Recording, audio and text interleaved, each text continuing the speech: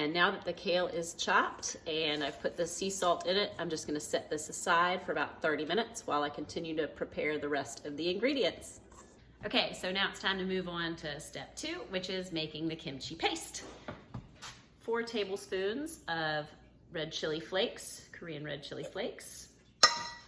4 tablespoons of granulated sugar. 4 tablespoons of soy sauce. And 4 tablespoons of apple cider vinegar. So all of that is now in my mixing bowl, and so I'm gonna mix all of that up. Okay, so my next step is gonna be to peel and slice the peaches. So I've got 3 peaches that are still a little bit firm, as that's what the recipe calls for.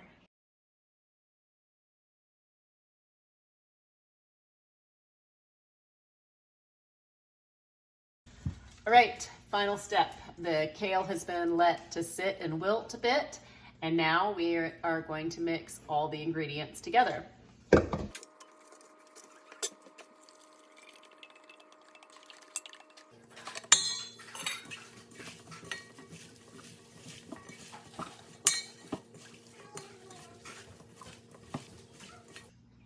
we go.